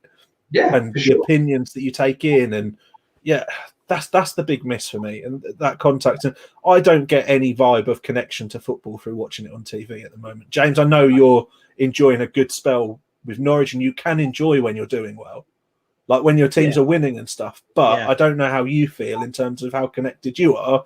I've had to try and sit and watch Ipswich week after week, and I don't really feel I've got a valid reason. I then tried watching Premier League football. Those that know me well will know that's something I never do. I couldn't enjoy it. No, I couldn't get into it. I, as much as I love my football club, and I do, it's not been the same for a long time. I stopped going to Norwich games a long time ago. It was a season where Alex Neil got sacked, and then Alan Irvine came in at the end of the season, and I felt very similar to you, Adam. I'd go into games and I wasn't feeling it anymore. I just didn't feel that connection, that same identity. It was kind of like rubbing off on me, and I just thought to myself, well, if I'm not enjoying going, what's the point? Yeah. What is the point of me going to these games? And you know, people will say to me, "Oh, well, you've missed out on all of these promotions and stuff like that." Well, no, not really, because I've been there and I've done it. Do you know what I mean? Like, I've seen all of the good times that the Norwich have had, and I'm enjoying them whilst they are here now. But for me, this feels like home. This feels like this is where I belong, and this is what I'm meant to be doing right now in my life. So I'm very happy with the decision I made, because, again, it comes back to what you said, Adam, having those chats with people on the sidelines of the pitch, and having the chats to people before and after the games, and they tell you all of these stories and, you know, why they like their club, why they fell in love with their club, why they're associated to their club. That's what it's all about. Do you know what I mean? That is what it's all about. And for me, I wouldn't swap it. Not one bit. Wouldn't swap it. Pinnacle of like football memories for me, like going to watch Town at Wembley. It's not an original one by any means, but going for that day, like, you know, as a kid, always idolising that stadium and everything, and it being one of the last competitive games that was ever played in it, and you know, that holds something special for me. But then when I think, like, although it's not on the same level as it, when I think back to like when we've gone to watch cup finals for various non-league teams, there's still that buzz around. You still get that, but you've got the connection to everybody as well. It's really weird, like the fact that you can still get that real footballing buzz without needing to be around 60,000 people. Yeah. Like, non-league football is just football as purist, and it's pure, you know, and it's really, really good. That's it. Exactly, yeah. I've got a couple of other questions up on here. We had Dan Barnard who put, how did you feel when the sports ground stopped spectators before football was stopped when hockey was carried on? How was that all about this? Yeah, was that a frustrating time for you? I was hoping this one weren't going to come up. I was going to say, this is a bit of an awkward question. This is. We can skip through it. I've made my feelings quite clear on this. No, you know, at the end of the day, we have to, irrespective of what we all think, we have to, you know, go with what our landlord says. as simple as they've got fantastic facilities up there. We want to stay there. We want that to continue to be our home. So whether how much we disagree with it, and I certainly made my feelings quite clear how much I disagreed with it. We have no choice. We decided that we're just going to go with it. We're not going to upset the apple cart too much. We'd spoken, obviously we had many chats with them. We certainly let them know that, it's an absolute disgrace to see that hockey fans were still there, spectators were still there, but yet I'm telling my boys, their parents and family can't come up and watch them, and that's not right. Which I'll give them their due. They did rectify pretty quickly, not as quick as I'd like to, but they did rectify it. They soon put it out there that hockey fans were not allowed unless it was a carer or whatever. It just so happened to be that some of these hockey teams had a lot of carers. That's all I'll say. I'm not going to speculate too much on that. It was ridiculous. The amount of people that are up there, but them sticks aren't going to transport themselves, mate. No, well, this is true. The hockey balls can be quite heavy, can't they? That's right. Yeah, balls be hard. So you need quite a lot of people there to carry them to the pitch. No, at the end of the day, as much as we disagreed with what they were saying, it's their ground, it's their land. Money's not an issue to them. They don't make much of a fight, but they do. They make a financial gain out of when we have games because at times we do have some good. Before they stop spectators, we're having a good amount of spectators turn up for a Westerfield game. Consider all things considered, how badly the club was. But Shem getting to the point that anyone that plays hockey's got copious amounts of money anyway. Listen. Just look in the car park on game day for a hockey. They are butlers, definitely. I find the two most expensive cars, and then go and park my 2005 Volkswagen Golf right between the two of them, as close as I can get to them. But at the end of the day, we weren't happy about it, but. I think it was one of you two. I think it was you, Adam. I messaged and said because you said about going on another rant at the school, and I said just please don't upset the apple too much. I remember that. At the end of the day, we need them more than they need us. They've got a lovely pot of gold they're sitting on, and we don't. So. That's the thing. As much as things go against you sometimes, and I think it's fair to say you had some bad luck, essentially, with what the decisions that were made. Yeah. Sometimes you do have to sit pretty on what you've got and just accept that things will change in the future and go from there. It's unfortunate because I think one of the main things that was brought up at the time was about the fact that it doesn't really allow you to bring any income in whatsoever, and it means that people can't watch, and that's a bit of a kick in the teeth, really. But hopefully, when things get back to normal. I asked the school. That was one of the questions I asked the school. I said, "Are you going to help us financially then?"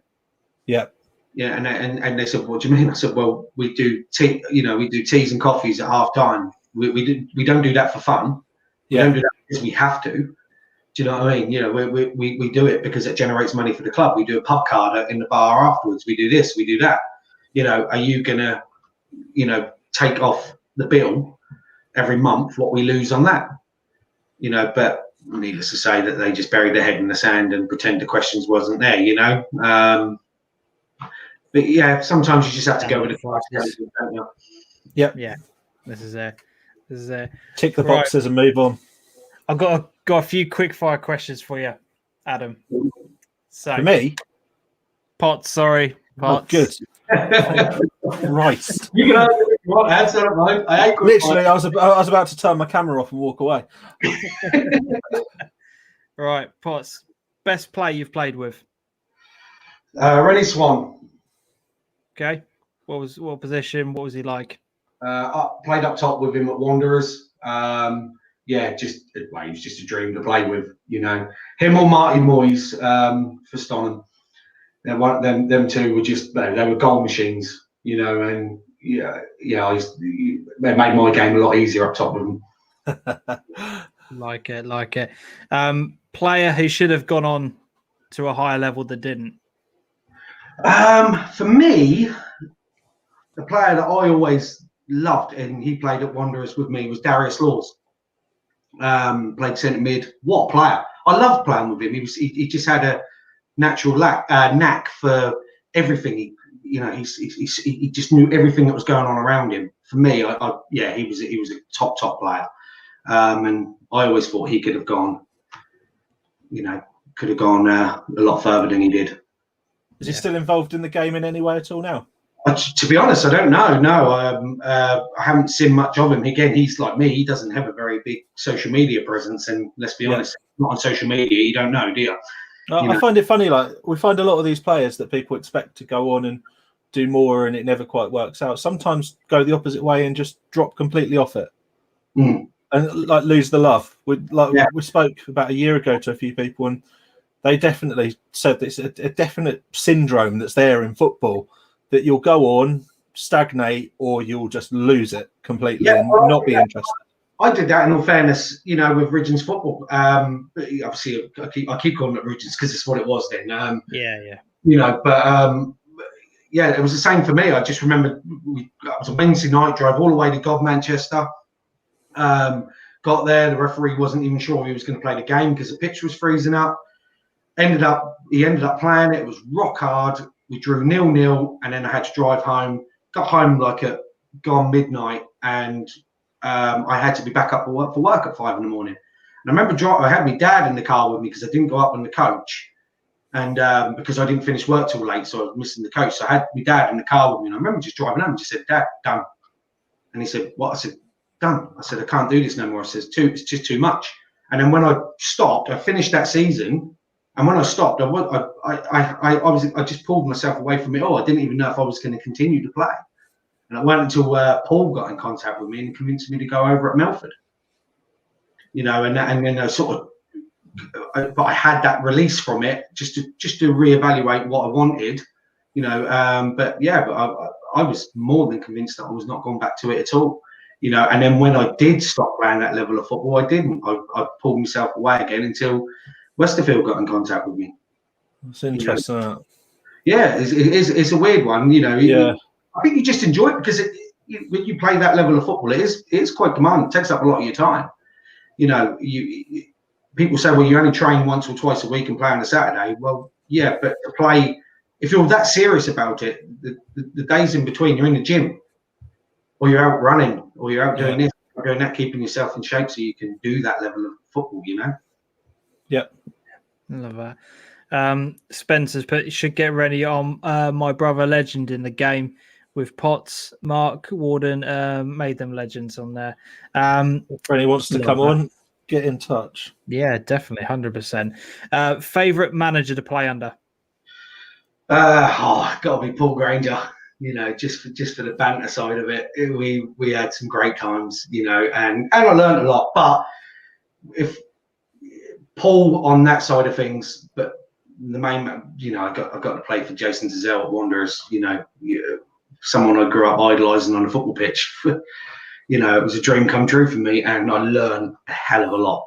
I was going to say the learning experience there must have been quite interesting for someone that played at that level. And I learned was it just a completely different experience? Well, he used to get. Fabian Wilness's wife used to come to training every so often and do a Pilates session with us, and I learned that my body just does not like to bend, and honestly, it was brilliant because she'd turn up and everyone's fighting to get to the front, because she wasn't short of looks. Let's put it that way. Everyone was fighting to get to the front. By 40 minutes into the session, everyone was fighting to get to the back. So you could fight. And we're all switching mats, And I hated those sessions when she turned up. You couldn't walk the next day. You physically couldn't walk. That was serious ice baths to try and rest the legs. But again, that was just a fantastic experience for me. To play for someone like him. growing up watching him on TV is just, that was brilliant. And like I say, he certainly taught me a hell of a lot. I found pain barriers within me that I never knew I had. Yeah. And he put me to whole new levels. And that's how I got to be able to do the things I did, Yeah. I don't know if either of you will remember this guy. I felt very similar when I had 5 training sessions by Peter Mendham, used to play for Norwich in the late 80s. I remember that. He ran a few sessions because we were trying to get a charity team organised to play at Carrow Road once, and I somehow managed to get into it. I probably learned more in those 5 training sessions than I did in my entire time ever playing football. Just like the knowledge that those kind of guys can pass on from that level of the game is just like. Was he training you to be a better spectator for the game or something, James? Surely you weren't playing. Behave yourself, mate. Behave yourself. I played for the reserves for quite a while, and I see the first team train because we never used to train together. And we had a session where we trained together, and I said, I want a piece of that. So I went and spoke to Jason myself and just said, I want to play for you. And he said, do you think you're good enough? And I said, yeah. And he said, well, that's a bit arrogant. And I said, no. I said, I just know I can do that level of football if you give me a chance. Show me how to do it. Show me what's missing from my game, and I'll incorporate it. So he says, all right. He says, you can come training with us on Thursday night if you like. I said, yeah, no worries. And they all went off training, doing their normal thing. And he just got me running around the main pitch. And I just kept running. And he just kept putting his head around the corner, seeing if I was still running. And I just kept going. And eventually got up the far end, leant against the goalpost, and threw up. And he came up to me, he said, you can go home now. I said, beg your pardon? He said, you can go home now. He said, I just wanted to see how far you were willing to push yourself. I said, I said, if I'd known that, I said, I put my fingers down my throat 30 laps ago. I said, and I'd have been home in a bath right now. How we done things, and that certainly made me tougher, if anything. Do you know what I mean? Like, to take things on the chin a bit more. And that, hang on a minute, I'm now with a manager who isn't going to keep putting his arm around me when I'm not, when I'm not doing it, because this is serious levels. He's gonna stick one into you if you're not pulling your weight. Yeah. Just that was a dream for me. It's interesting because some people wouldn't thrive in that environment. Do you think it's fair to say? Oh, I've got players on board. Some you can put an arm around, some you can give a bollocking to. Do you know what I mean? Some can take it, some can't. It's just man management skills. You have to figure that one out pretty sharpish. Yeah, I think the context of the game, that's changed massively. I think years ago you would have been able to go into a dressing room, tear into everybody on the same level and expect the result to come out of it at the other end. Whereas I think now management teams are getting a bit bigger and people are getting coached in a slightly broader skill set, and psychological management is becoming far bigger in the games, meaning that one-on-one handling of individual situations is being recognised as the way to, I'm not sure if get the most out of people is the right way, but to care for them in the right way. Because getting the most out of people isn't just about that, but actually to care for those people in the right way. Well, I had years of tough love. My dad supported my football all the time, but I could go out and get man of match performance. But I still went home and I got a 3-hour lecture of all the things I'd done wrong. My dad was never one to just be there going, well done, son, you're the best. You're great. That was well played, but.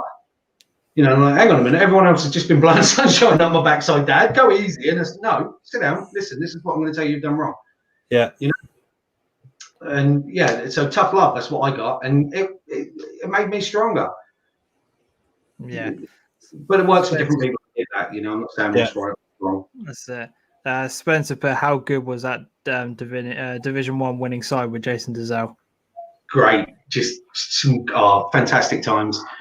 Fantastic times, it really was, and again, it was a family, we were all there for each other. It was, such a, and I went in there, I was like deer in headlights, and my eyes were wide, and I was like, good God, I'm out of my league here. Some of these boys, some of these players, do you know what I mean? Turn up that first, the way they were hitting the ball, and I was like, I can't do that, but with the hard work and determination I got there, eventually, a little bit of luck on my side as well, but I actually got my first start when they found out about 10 minutes before kickoff that, I forget who it was, I think it was Goldie, he was cup tied. And they said, Potts, you're going to have to start. I said, no. No. I'm quite happy sitting on the bench because I hadn't got myself mentally prepared or nothing, you know. Yeah. And, so your first time pulling on that shirt properly was with 10 minutes warning, just lacing up your boots and out you go. Yeah. I'd spent the whole warm-up warming up the goalkeeper. You know, like just taking some shots at him, doing some things with the goalkeeper because it was my first game with the first team. I knew I was lucky if I was going to get 5 minutes. You know, I knew the score. You know, and then but yeah, it was. I think it was Goldie. It was cup tied, or he was suspended or something. He hadn't finished serving a suspension. It was one of the two. And Jason comes up to me and he said, I'm going to put Goff as right wing. He said, and you're going up top, Potts, with Rennie. I was like, oh, okay. Have I got a choice? He said, I'm sure all those little half volley drop kicks came in hand when it came to match time after warming the keeper up.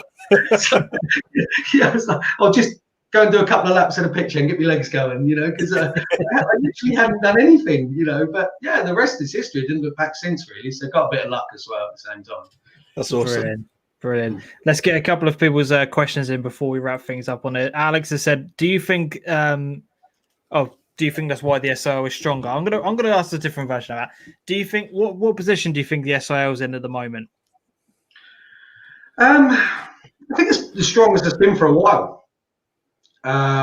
You know, I think I don't think there's a right or wrong answer to that, is there? I mean, you know, right now with everything going on, how can you sort of comment too much on the strength of something? You just don't. There's so much uncertainty with everything. You know, even it is a huge unknown as to what we're going to face up with when the next season starts, because the friends are still going to be little indication.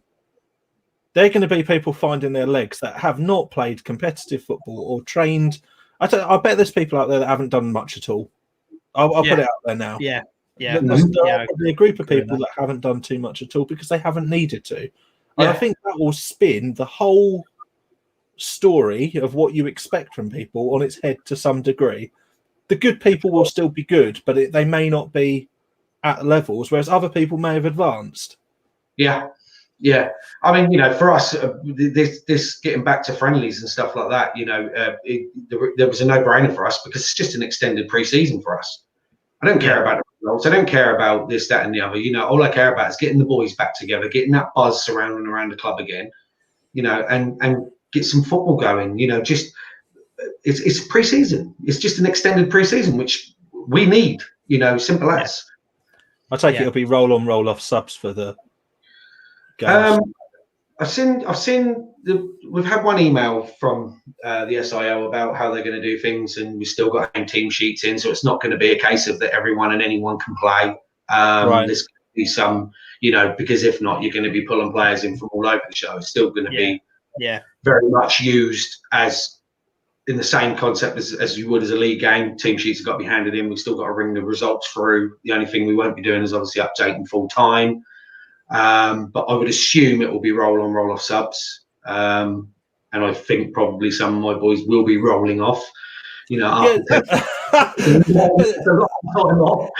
you know what I mean? I suppose it's like the founding question to the fact that is it fair to say that in these initial games, some people might just do 10, 15 minutes, come off for 10, 15 minutes, go back on, and use that almost like interval training to get back into the game, rather than lobbing someone on for 60 minutes and saying you're done? Do you think sort of slowly building people up in pulses has possibly got more value now? I'll give the option to the boys on how we do that. But just purely because for me, I didn't like that. I never, as a player, I hated the whole stop, start. You know, if I wasn't playing the full game, I would much say, like, just give me 50 minutes, give me 45, whatever, and then I'll come off and that'll be me done. You know, because my body just did not like the whole stop start. You know, so I'll put it to the boys, and you know, right, okay, this is what we're planning on doing, but you know, can you do it like that, or do you just want a straight up 45? You know, because it's pre-season. You know, of course. I'm not I'm not going to sit there and call a shot on things like that. You know, we've got to work the boys back in softly. You know, it's the start stops. Like you say, there's probably a lot of them that haven't done a lot during this break, and you know, what's the point in rushing them straight back in there, chucking them in the deep end for a friendly? They get injured, and then that hype that they had, they've lost before next season even starts. Yeah. You know, they lose that buzz because they're pulled up. You know, they've had a bad injury or whatever. You know, but it'd just be silly to. Yeah, definitely. Was that an actual thing that Dan just put there? Well, I wasn't aware of that. I'm not quite sure if that's a statement or a thing that's happening. Is that something you'd like to happen? The split the refs costs. I mean, you know, every time we've played friendlies, we've always said we'll split the costs. You know, we've made it quite clear we're happy to split because we can't host any friendlies because Ipswich School have decided, because that was not looking like any football was going to start anytime soon, decided that they were going to start treating the pitch because it got completely ruined from the previous lockdown, the very first lockdown, because they started treating it, I believe, just before the season was meant to have started, and then everyone got furloughed, and that didn't get looked after. So, because when we started playing this season, there was very little grass on the pitch, so they've used the extended time to try and get that. They've made it quite clear to us that we're going to have a lovely pitch to play on this year. But I can't wait to see the pictures of them. That's the hype. I mean, I drive past Clayton's near on every day. It ain't going to be like that. That is amazing what they've done. Yeah, that absolutely is incredible. Looks fantastic. God, what I'd give to play on that week in, week out. So Irv and Dan have both said that yes, it is true on there. That's decent. Ryan Owens has put, like Potts, it's a great way to get the lads back together and have an extended pre-season. Plus, the county cups are still being played, so at least we get some sort of competitive football. I think that's a good thing. One Ipswich Town, is the season's SIL continuing? No, the league has been curtailed, but selected groups of teams have said that they wanted to play and continue. So there are being pre-season, basically friendly matches being organised between them. Everyone got about 50% of clubs, haven't we, saying they want to carry on? Yeah, so it's quite a lot of there. Are Barham coming back to play, or have they got an extended stay at Barley? Says haven't heard a word from Barham. They're not on this list to play on the 10th of April. So I don't think they've selected. Jokes ahoy. Actually, I say that only 5 teams from Div 1 I've got fixtures organised for the 10th of April, which are Stowe Falcons, Bacton, Tattingstone, Grunsborough, and Coddenham. So not a massive amount of Div 1 teams are up for playing. So, you know, I have seen a few on social media advertising for their own friendlies, organising their own. I don't know whether that plays a part of not being on the system yet. Do you know what I mean? Yeah. Because the league just said to us, if you want to play, we'll pre-arrange the friendly. So we've just let them get on with it, you know? Rather than us chase around clubs left, right, and centre. That is true, because I have seen SIL teams literally reaching out saying, you know, anyone free these weekends, or, you know, the usual tweets. I have seen it outside of that as well.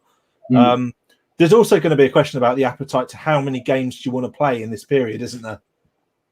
Yeah, I mean, to be honest, that was a question that didn't pop up. That was just, do you want to play Saturdays only? Do you want to play midweeks and Saturdays up until, I believe, it's the end of May, is it? Yeah. I think it is. And then any extension after that's just for competitive games only, isn't it? I think that's, if I remember right. Yeah. Yeah. But they haven't actually sort of said how many do you or don't you want to play. It was just right. Them, you know, so we've basically got our date window, but not information on the volume of what we're going to get done. Okay. Yeah. Alex asks, are Wasp playing? They're not on the list for this particular weekend, but it's not to say they might not be on there. Up the Windlesham. Grunsborough are doing bits in transfers, apparently, according to Dan Barnard. Yeah, definitely are. Shem Ransom's were looking for the 3rd of April. So yeah, there's people trying to organise friendly matches left, right, and centre. So it's good. As I said, we've finally got some sort of football back. It's nearly here. So yeah. What I will say, and you know, obviously there's only a limited number of people still watching this now. If you have got friendly matches that are not on certain lists, just let us know the results of certain games. Just we'll try and keep it as up to date as we possibly can, but without a kind of a hub of where these results are going to, it might be a bit difficult to collate some of these results and stuff like that. So we'd have to do a lot of chasing, if not. So any messages or any reports or anything we can get in would be amazing help. Would be absolutely amazing. But yeah, I think that's where we are going to wrap things up for tonight. Potts, has been absolutely brilliant having you on tonight's show. It's been a good laugh and a good chat. Thank you so much for coming on. No, thank you. Been really good, Potts. Loved it. No problem. Me too. Thank you very much for having me. That's no worries. And to everyone who has put anything towards the channel, as I said, for our Patreon, Ko-fi members who have, we've got a new Patreon apparently, so that's amazing. I'll say massive thank you to that. Everyone who's put money in towards the super chat this evening has been absolutely massively appreciated. Just thank you once again for your support.